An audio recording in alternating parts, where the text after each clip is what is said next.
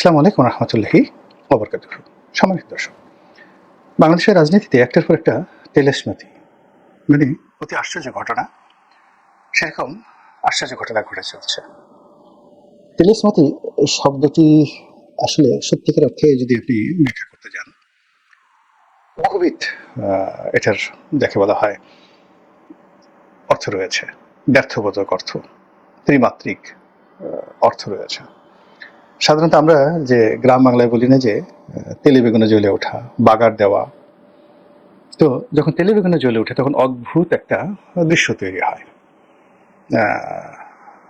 আপনি তেলের মধ্যে একটা ফুটন্ত তেলের মধ্যে বেগুন ছেড়ে দিলেন, তো দেখবেন যে সেই বেগুন ছেড়ে দেওয়ার সঙ্গে সঙ্গে সেখানে আগুন ধরে যাবে। একটা যারা অভ্যস্ত নয় দৃশ্য দেখতে, তাদের মধ্যে যে আতঙ্ক তৈরি হয়, তারা যেভাবে আশ্চর্য হয়। এবং এই ধরনের তেলে বেগুনে জ্বলে ওঠার মাধ্যমে যে সকল প্রোডাক্ট এবং বাই প্রোডাক্ট তৈরি হয়, এটাকে আপনি তেলেস্মাতির সাথে তুলনা করতে পারেন। তা আমাদের এই রাজনীতিতে এখন তেলেস্মাতি চলছে, অপ্রত্যাশিত ঘটনা ঘটছে।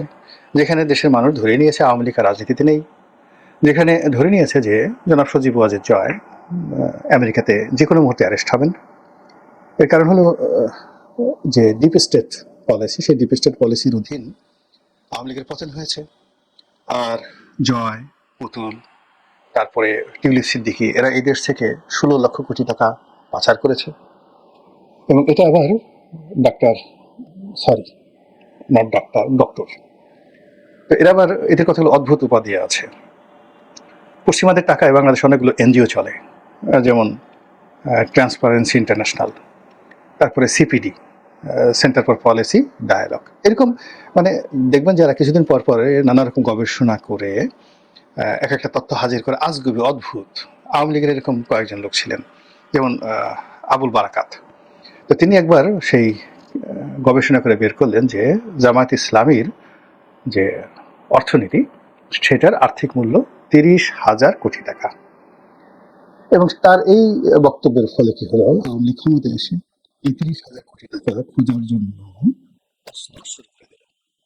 30,000 কোটি টাকা তো দূরের কথা, 300 কোটি টাকা খুঁজে পাওয়া গেল না, কিন্তু বিনিময়ে যাবতীয় যে ছোট ছোট ধারা ছিল, দোকানপাট, ব্যবসা বাণিজ্য, সবকিছু তছনছ করে দিল এই 30,000 কোটি টাকার খোঁজে। ইসলামী ব্যাংক এস আলমকে দখল করানো হলো, ইসলামী ব্যাংক হাসপাতাল থেকে শুরু করে ইবনে সিনা সবকিছু দখল করা হলো, কিন্তু 30,000 কোটি টাকা পাওয়া গেল না।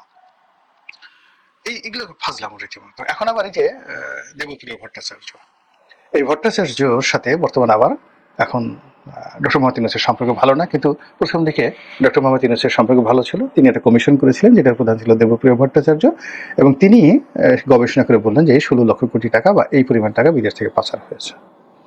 ফাজলামের একটা সীমা আছে, মানে যেটা বলার মতো। তো এই 16 লক্ষ কোটি টাকা পাচার করা হয়েছে, আর এই গবেষণা করতে দেবপ্রিয় ভট্টাচার্যের প্রতিষ্ঠানকে ডক্টর মোহাম্মদ ইউনূস সরকার কত টাকা দিয়েছে, এটা এখন গবেষণা করে বের করতে হবে। তখন আপনি বুঝতে পারবেন যে কত ধানে কত চাল। তো এরা অদ্ভুত অদ্ভুত, এদের দেখলে মনে হয় দেশপ্রেমিক, দেখলে মনে হয় বিবেক আছে, বুদ্ধি আছে, আভিজাত্য আছে, কিন্তু এরা যে কি করে, মানে বিভিন্ন যে সকল মানে তারা যাদের পারপাস সার্ভ করতে যায় তাদের জন্য তারা সবকিছু করতে পারে। আর এরা নিজেদের জন্য অনেক উপাধি, যেমন আমি যদি বলি আমি গোলাম মাওলা রনি, পীরজাদা গোলাম মাওলা রনি, আমি মহারাজা গোলাম মাওলা রনি, আমি সম্রাট গোলাম মাওলা রনি, আপনার মেজাজটা কেমন হবে? মনে হবে না গালের ফোঁটা চড় বসাই দিই? আমি মহারাজা গোলাম মাওলা রনি বলছি, আমি সম্রাট গোলাম মাওলা রনি বলছি, এরকম। তো এই যে বাংলাদেশের যে তথাকথিত এনজিও গুলো, তারা নিজেদেরকে বিশেষায়িত করার জন্য, যেমন বিদেশ থেকে একজনে ডিগ্রি নিয়ে আসছে, তাকে এখন স্যার ডাকতে হবে, স্যার অমুক। এর কারণ হলো তাকে উপাধি দিচ্ছে ব্রিটেনের কোনো একটা প্রতিষ্ঠান, এখন থেকে তাকে স্যার ডাকতে হবে। এনজিওর মালিক স্যার ফজল হাসান আবেদ, জাস্ট একটা উদাহরণ দিলাম, ব্র্যাকের মালিক, তাকে স্যার ডাকতে হবে। আর এই যে দেবপ্রিয় ভট্টাচার্য, এদের উপাধি হলো সিপিডি, মানে নিজের প্রতিষ্ঠান, সেই নিজের প্রতিষ্ঠানে তিনি আবার সম্মানিত ফেলো, তার উপাধি হলো সিপিডির সম্মানিত ফেলো ডক্টর দেবপ্রিয় ভট্টাচার্য। আচ্ছা বলেন তো, সম্মানটা দিল কে? তাকে সম্মানটা কে দিল? তো এরকম মানে তাদের সেই রিপোর্টের কারণে, সিপিডি সেই রিপোর্টের কারণে, যেখানে আওয়ামী লীগের জীবনীয় টানাটানি, যেখানে টাকা যদি পাচার করা হয় 16 লক্ষ কোটি টাকা, এটা আমেরিকা খুঁজে বের করবে, জয়কে পিটমোড়া করে বাঁধবে। মানে সাধারণত আমেরিকাতে যখন অ্যারেস্ট আপনি দেখেন, কাউকে যখন ধরা হয় তাকে উবুর করে শোয়ানো হয়, হাত দুটোকে নিয়ে তারপরে হ্যান্ডকাপ পিছনে ফেলা হয়। তো অনেকের মানে মানে হাঁটু ঠিক সে গলার পরে হাঁটুদের চাপ দেওয়া হয়। তো যেভাবে দেবপ্রিয় ভট্টাচার্যরা সেই বাংলাদেশ থেকে টাকা পাচারের কাহিনী বানিয়েছেন, রিপোর্ট তৈরি করেছেন, সেক্ষেত্রে আসলে জয়কে, সজীব ওয়াজেদ জয়কে আমেরিকার FBI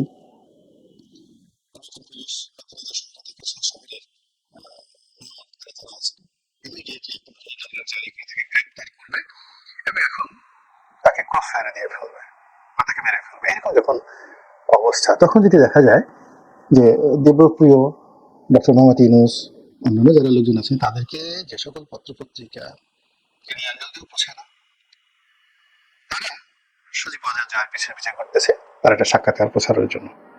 সেটা নিউ ইয়র্ক টাইমস হোক, ওয়াশিংটন পোস্ট হোক, এটা কোনো বিজ্ঞাপন না, তারা জয় সাক্ষাৎকারের জন্য ঘুরছে। আবার এই যে দেবপ্রিয় ভট্টাচার্য বা অন্যান্য যে সমস্ত লোকজন আছে যাদের টিকিটই স্পর্শ করতে পারে না, এখন সে সকল আন্তর্জাতিক প্রতিষ্ঠান, যেমন ধরুন সাম্প্রতিক সময়ে এই যে বাংলাদেশে এসে ভিজিট করে গেল কমনওয়েলথের মহাসচিব, এই ভদ্রমহিলা বাংলাদেশে এসে সকল রাজনৈতিক নেতৃবৃন্দের সঙ্গে দেখা করলেন, সাক্ষাৎ করলেন, কথাবার্তা বললেন। তারপর গোপনে কিছু সাক্ষাৎ করলেন, ডক্টর মোহাম্মদ ইউনূসের সাথে প্রকাশ্যে সাক্ষাৎ করেন, কিছু কথা বললেন, কিছু কথা বললেন না। আর তিনি একটা স্ট্যাটাস দিলেন এবং সেখানে তিনি দেখলেন যে সজীব ওয়াজেদ জয়ের সঙ্গে তিনি বৈঠক করেছেন ভার্চুয়ালি, স্কাইপেতে বা